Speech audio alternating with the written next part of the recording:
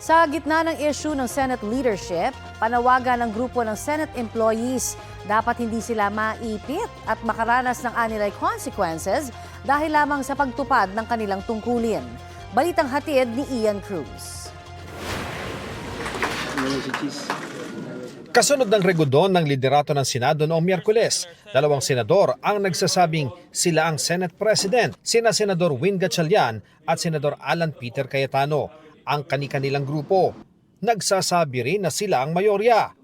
Sa gitna nito, sinabi ng grupo ng mga empleyado ng Senado ang sandigan ng mga empleyadong nagkakaisa sa adhikain ng demokratikong organisasyon na nababahala sila sa sitwasyon sa Senado.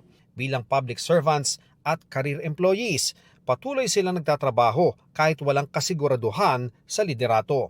Alam nilang bahagi ng demokrasya ang pagpapalit ng liderato at political contests, pero hindi raw sila dapat maipit o maging collateral casualties. Marami nilang empleyado ang nakaranas ng anxiety matapos ang gulo sa Senado noong Mayo, kabilang ang barilan. Pinalalapaan nila ng agawan sa liderato na nagdulot ng pagkalito kaugnay sa mga utos, work arrangements at reporting protocol. Nahirapan daw silang alamin kung sino ang susundin sa kawalan ng malinaw na gabay. Wala nila sanang empleyado na makaranas ng pagganti, diskriminasyon, pangaharas o anumang adverse consequences sa pagtupad nila ng kanilang tungkulin. Sinabi ni Gatchalian na siya ang kinikilala ng Civil Service Commission na leader ng Senado. Pinapalitan na nga raw ang mga pirma sa payroll o sweldo ng Senate staff. Ang Malacanang, si Gatchalian din ang kinikilalang Senate President.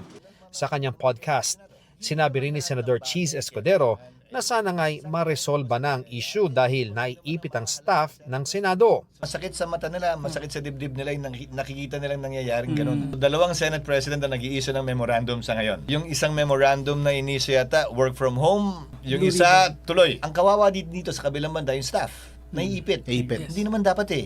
Hindi ka dapat papiliin sa kanilang dalawa. Galangin ang boto ng mayoriya. O naman yun. Sa ngayon, boto ang mayoriya ay alanganin.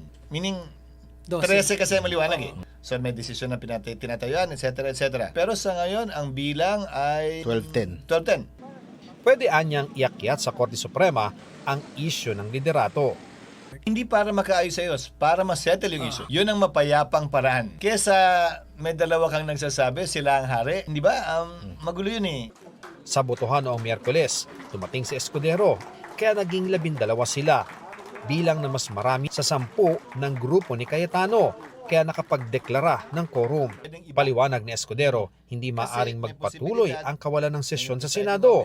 Pero nang tanungin si Escudero kung siya ba ay nasa minorya o mayorya, hindi niya ito direktang sinagot. Ang panig ko mula't mula hanggang ngayon ay sa Senado. So, majority-minority, hindi ibig sabihin, tulad ng sinabi ko, isang boto o grupo kayo palagi sa lahat ng issue, sa lahat ng botohan. Ian Cruz nagbabalita para sa GMA News.